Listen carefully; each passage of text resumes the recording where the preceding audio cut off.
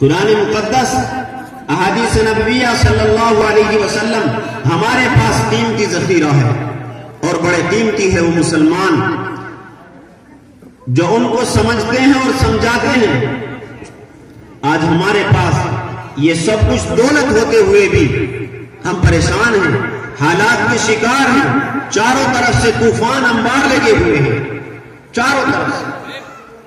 جیسا کہ اس سے پہلے ماضی میں حضور کائنات سرکار دو عالم صلی اللہ علیہ وسلم کے زمانہ ہے، آپ کی نبوت سے پہلے کا زمانہ ہے، کیسے کیسے امتحانات سے امت محمدیہ کو گزرنا پڑا ہے، اور قیامت تک امتحان ہوتا رہے گا۔ بہت آسان نہیں ہے جنت کا حاصل کر لینا، کلمہ پڑھ لیا اور صرف اسی سے جنت مل جائے گی، کچھ کرنا نہیں پڑے گا، بلکہ بہت سارے امتحانات سے گزرنا پڑے گا۔ لوگوں نے کس کس موقعوں پر کیسے کیسے قربانیاں دی۔ میرے بھائی، ہم سے تو قربانی نہ تو مانگی گئی، اور نہ ہی ہمارے اندر اتنی وسعت اور ہمت ہے کہ ہم ہر موڑ پہ کامیاب نظر آئے۔ دور صحابہ کو دیکھو، اور اس سے بھی پہلے حضور صلی اللہ علیہ وسلم جب دنیا میں تشریف لائے، تھوڑی تھوڑی عمر بڑھتی گئی، 4 سال کی عمر ہے تو شق صدر ہوا، یعنی آپ کے سینے مبارک کو چاک کیا گیا، آپ کے قلب اطہر کو دھلا گیا، اور دھلنے کے بعد پھر اس کو اپنی جگہ رکھ دیا گیا، اور دونوں شانوں کے درمیان مہر نبوت لگائی گئی۔ اس کے بعد حضور صلی اللہ علیہ وسلم کی عمر شریف آگے بڑھ رہی ہے، تو آپ علیہ السلام نے نبوت سے پہلے تجارت کا راستہ اختیار فرمایا، تجارت کا راستہ اختیار فرمایا، ایسی تجارت جس کی مثالیں پوری کائنات میں دی جاتی ہے، ایسی تجارت فرمائی آپ نے۔ حضرت خدیجہ رضی اللہ تعالی عنہا کا مال لے کر آپ ملک شام تشریف لے گئے، اور وہاں سے کچھ اور مال خریدا، اس کو لا کر مکہ المکرمہ میں فروخت کیا، جس سے بہت زیادہ نفع ہوا۔ حضرت خدیجہ رضی اللہ عنہا کا غلام میسرہ جو آپ کے ساتھ تھا، اس نے آ کر کے پوری تمام تفصیل حضرت خدیجہ رضی اللہ عنہا سے بیان فرمائی کہ خدیجہ، جس شخصیت کو آپ نے اپنا مال لے کر کے بھیجا تھا وہ کوئی معمولی انسان نہیں ہے۔ ہمارا ایک گرجا گھر کے پاس سے گزر ہوا تو میں نے دیکھا پیڑ پودے آپ کی طرف سائے بن کے آ رہے ہیں، جہاں سے آپ گزرتے بادل سایہ کر رہے ہیں۔ حضرت خدیجہ رضی اللہ تعالی عنہا نے جب یہ سنا تو ورقہ بن نوفل کے پاس تشریف لے گئی اور کہا کہ نوفل، میں نے محمد کو اپنا مال لے کر ملک شام بھیجا تھا، اور میرا غلام آ کر ایسی ایسی علامتیں بیان کرتا ہے۔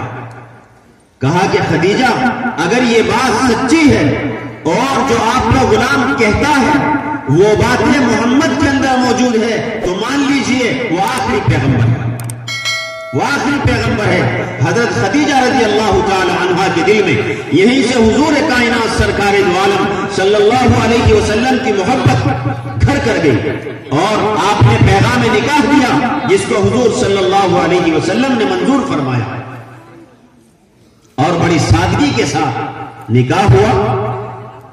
ہمارے اس زمانے میں نکاح کی کنڈیشن بالکل الگ ہے۔ آج ہم اتنے گر گئے نکاحوں کے معاملے میں کہ سارا زمانہ ہم پر ہنس رہا ہے۔ وہ ذات اقدس جس نے پہلا نکاح بیوہ عورت سے کیا اور یہ تعلیم دی کہ مذہب اسلام اس بات کی اجازت دیتا ہے، اور پہلا ہی عمل، پہلا نکاح ایک بیوہ سے ہو رہا ہے، یہ کوئی عیب نہیں ہے۔ آج ہمارے نوجوان اور ہمارے دوست و احباب، بہت سارے گھروں میں ایسی بچیاں بیٹھی ہیں جو بیچاری ایک جگہ سے طلاق ہو گئی، دوسرے رشتے ملنا مشکل ہو رہے۔ حضور پاک صلی اللہ علیہ وسلم کا عمل وہ ہے اور ہمارا عمل یہ ہے، تو ہم مسلمان ہیں لیکن حضور اکرم صلی اللہ علیہ وسلم کی سنت، آپ کا طریقہ زندگی سے نکلی جا رہا ہے۔ نکاح کے بعد حضرت خدیجہ رضی اللہ تعالی عنہا نے اپنا وہ فرض نبھایا جس کو تاریخ میں سنہرے حرفوں میں جگہ دی۔ قربان جائیے حضرت خدیجہ رضی اللہ عنہا کی محبت جب آپ غار حرا کے اندر تشریف فرما ہے، اور چونکہ ہر پیغمبر اور ہر نبی پر جب نبوت کے دروازے کھلتے ہیں اور ان کو نبوت سے سرفراز کیا جاتا ہے تو اس سے پہلے ان کے جسموں کو تپایا جاتا ہے اور اس کے لیے تیار کیا جاتا ہے، اور آپ علیہ الصلوۃ والسلام غار حرا کے اندر تشریف فرما ہے۔ حضرت جبرائیل علیہ الصلوۃ والسلام تشریف لائے اور فرما اقرأ باسم ربک الذی خلق، اے محمد پڑھیے اپنے اس رب کے نام سے جس نے سارے جہاں کو پیدا کیا۔ اقرا کا حکم ہوا، آپ علیہ الصلوۃ والسلام نے فرمایا ما انا بقاری، اے جبرائیل میں پڑھا ہوا نہیں ہوں، منع فرمایا۔ حضرت جبرائیل علیہ السلام نے زور لگایا، پھر دوبارے تیبارے سہبارے، بہرحال یہ واقعہ پورا رونما ہوا۔ اس کے بعد آپ علیہ الصلوۃ والسلام پر کپکپی طاری ہو گئی اور بدن بخار کی طرف چل رہا ہے۔ حضرت خدیجہ رضی اللہ عنہا گھر کے اندر تشریف فرما ہے، حضور صلی اللہ علیہ وسلم تشریف لائے، فرمایا زملونی، مجھے چادر اڑاؤ، مجھے چادر اڑاؤ۔ حضرت خدیجہ رضی اللہ تعالی عنہا نے فوراً چادر اٹھائی، خیریت دریافت کی اور پوچھا کہ آپ کیسے ہیں؟ آپ نے پوری بات بتائی تو حضرت خدیجہ رضی اللہ عنہا ایک راہب کے پاس گئی اور جا کر یہ پوری بات بتائی کہ ایسے واقعہ پیش آیا ہے۔ اس راہب نے کہا کہ اگر یہ بات سچ ہے تو یہ آخری پیغمبر ہے اور یہ کوئی نئی بات نہیں ہے، یہ فرشتہ اس سے پہلے حضرت موسیٰ کے پاس، حضرت عیسیٰ کے پاس، یعنی سارے پیغمبروں کے پاس آیا ہے اور یہ وہی ہے۔ تو حضرت خدیجہ رضی اللہ تعالی عنہا نے قربانی دی۔ آج ہماری ماں اور بہنیں جن سے اور ہمارے گھروں کی بچیوں سے ہمارے گھروں کے نظام چلنے مشکل ہو رہے ہیں، آج ہر گھر کے اندر جھگڑا تیار ہے۔ کیوں؟ اس وجہ سے کہ جو چیز حضور صلی اللہ علیہ وسلم کا عمل ہے وہ ہماری زندگی میں نہیں ہے۔ آج ہر گھر کے اندر پریشانیاں، شوہر کو بیوی کے ساتھ کیسے رہنا ہے اور بیوی کو شوہر کے ساتھ کیسے رہنا ہے، یہ ہمارا اور آپ کا بہت بڑا فریضہ ہے۔ اگر ہم نے اس کو نہیں سیکھا تو یاد رکھو گاڑی نہیں چلے گی اور پوری ملت کے اندر ہم بدنام ہوں گے۔ آج کہیں سے کسی کا شوہر آ جائے، بیوی یہ پوچھنے کو تیار نہیں کہ آپ کہاں سے آئے ہیں، خیریت تو ہے، پہلے اس کو پانی پلائیں یا محبت سے پیش آئے۔ ایسے ہی شوہر بیوی کتنے ہی پیار سے اس کو اپنا شوہر سمجھے اور اپنے تقاضے بتائے، وہ سننے کو تیار نہیں۔ ضرورت اس بات کی ہے ہر گھر کو، ہر فرد بشر کو کہ وہ بیوی کے حقوق جانے اور بیوی بھی اپنے شوہر کے حقوق جانے۔ ہمارے گھروں کے اندر یہ تعلیم آنی چاہیے کہ ہم اپنے بچوں کو بھی حقوق سکھائیں اور اپنی بچیوں کو بھی حقوق سکھائیں۔ آج سب سے زیادہ جھگڑے اور تنازعات اگر کہیں ہے تو ہمارے معاشرے کے اندر ہے، اس وجہ سے ہے کہ وہ تعلیمات نہیں ہے، سکھایا نہیں جاتا ہے، بتایا نہیں جاتا ہے۔ تو بہرحال میرے بھائی، پہلا ہی کام بالکل حضور صلی اللہ علیہ وسلم نے، حضرت خدیجہ رضی اللہ عنہا بیوہ ہے اور عمر میں بھی زیادہ ہے، آپ صلی اللہ علیہ وسلم نے نکاح فرمایا۔ تو جب ہم نکاح فرمائے تو کم از کم ایک بار حضور صلی اللہ علیہ وسلم اور آپ کی سیرت کی طرف، آپ کی سنت کی طرف نظر دوڑا لیں، اس کے بعد آگے بڑھے۔ ایک ایک چیز کو ہمیں اپنی زندگی میں اتارنا ہے۔ اللہ ارشاد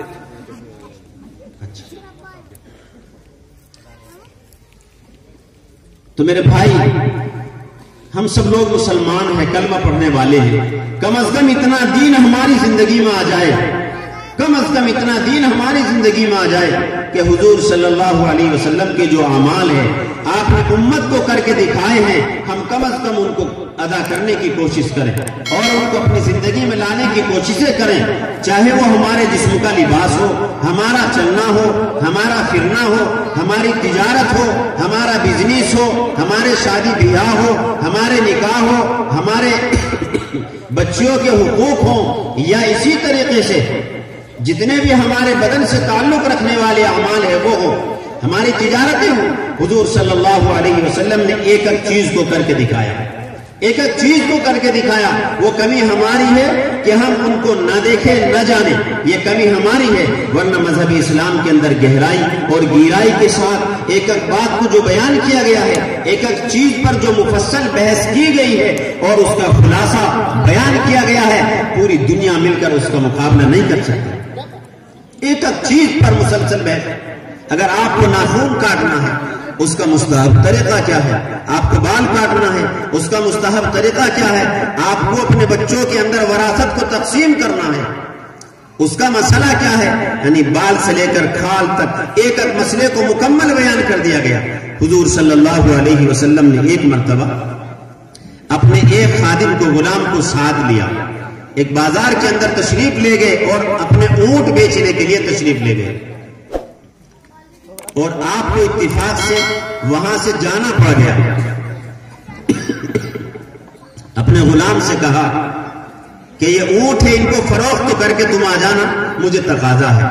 آپ علیہ الصلوۃ والسلام کے غلام کے پاس ایک قافلہ آیا عدن کا، اور اس نے آ کر کہا کہ ہمیں محمد بن عبداللہ کا مال خریدنا ہے. پتہ کرتے کرتے وہ منڈی میں آئے اور آپ کا مال ڈھونڈ نکالا.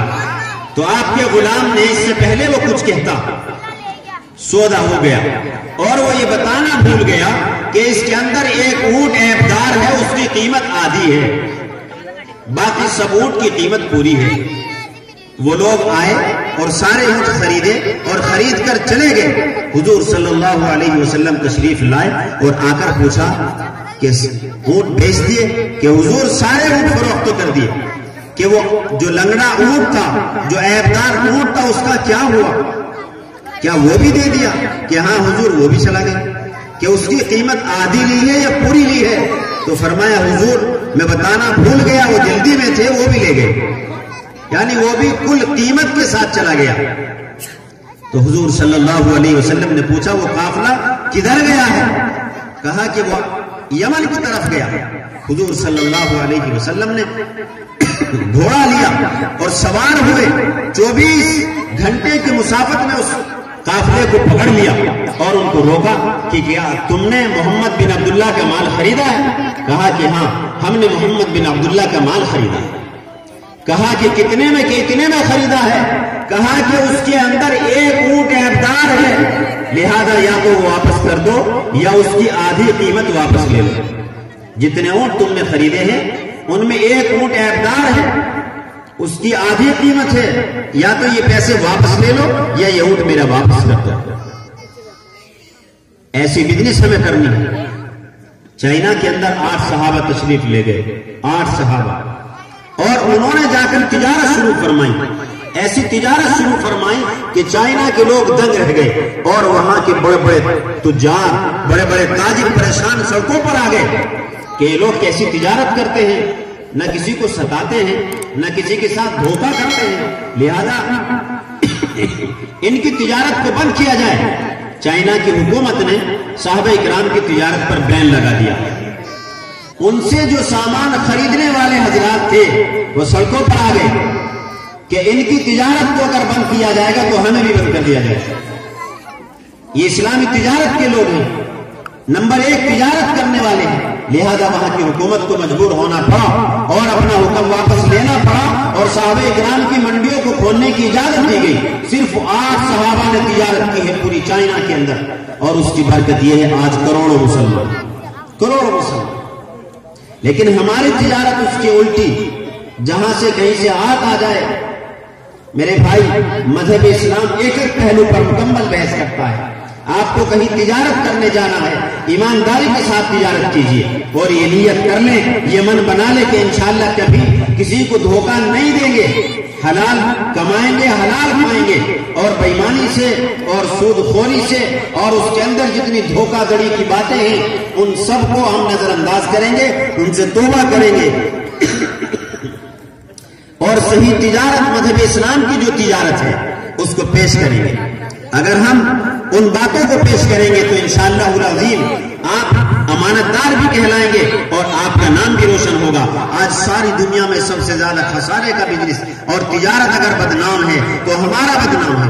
آج کوئی 2 روپے ادھار دینے کو تیار نہیں، کوئی ہم پر بھروسہ کرنے کو تیار نہیں. کیوں اس لیے کہ بدنام ہو گئے، کسی کے 2 روپے مارے، کسی کے 4 مارے، کہیں سے لے کے آ گئے، کسی کو دے کے آ گئے، کسی کے تالے لے کے چلے گئے، کسی کی چابی لے کے چلے گئے، یعنی سارے عیب اور ساری جتنی بھی کمیاں اور نقصانات ہو سکتے تھے میرے بھائی، ہم نے چند پیسوں کی خاطر جن کو چھوڑ کے یہی جانا ہے اور آخری منزل کی طرف جانا ہے، کس کے لیے بے ایمانی، کس کے لیے جھوٹ، کس کے لیے رات دن کے دھوکے، میرے بھائی رات دن بالکل ہم لوگ کماتے رہے، کبھی حلال نہ دیکھا، حرام نہ دیکھا، آخر ہم کو جانا کہاں ہے؟ ایک چھوٹی سی زندگی ہے، ملک الموت کا پنجہ پیچھے سے بھاگ رہا ہے، پتہ نہیں کہاں داب لے اور کہاں پکڑ لے، ایک دن چلے جائیں گے۔ اذا جاء اجلها لا يستأخرون ساعة ولا يستقدمون، جب وہ موت کا پنجہ آ جائے گا پکڑ لے گا، 1 منٹ نہ آگے ہوگی نہ پیچھے۔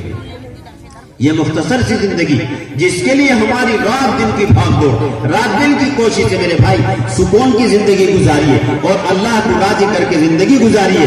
جب اللہ راضی ہوں گے، جب اللہ راضی ہوں گے تو راستے کھلیں گے، تھوڑے سے کام میں بھی برکتیں ہوں گی، اور حلال کام کے اندر اللہ نے برکت رکھی ہے، تجارت کے اندر برکت رکھی ہے۔ آپ اچھی بزنس کریں، تجارت کریں اور مذہب اسلام کی تجارت کو پیش کریں۔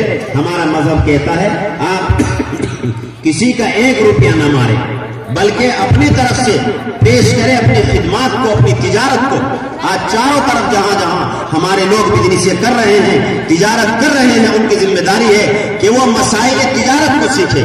سیدنا حضرت عمر فاروق رضی اللہ عنہ کا زمانہ ہے، آپ اسی آدمی کو لائسنس جاری کرتے تھے جو مسائل تجارت سے واقف ہوتا تھا، جو مسائل تجارت کو جانتا تھا۔ ہمیں بھی اپنی تجارت کے بارے میں جاننا ہوگا کہ آیا ہم جون سا مال خرید رہے ہیں وہ جائز ہے، یا جون سا مال بیچ رہے ہیں اور کتنے % پہ بیچ رہے ہیں وہ جائز ہے یا نہیں ہے۔ میرے بھائی، ہمیں اگر اپنی اولاد کو صحیح بنانا ہے اور دین کا خادم، ملک و ملت کا خادم بنانا ہے تو صحیح رزق کا انتظام کرنا پڑے گا، حلال تجارت پر آنا پڑے گا، اور انشاءاللہ ہمیں بھی عزت ملے گی اور سارے سماج کو، پورے معاشرے کو، پورے طبقے کو عزت ملے گی۔ آج جو ہم ذلیل ہیں وہ کسی وجہ سے نہیں، اپنے برے اعمال کی وجہ سے، اپنے برے دھندوں کی وجہ سے ہے۔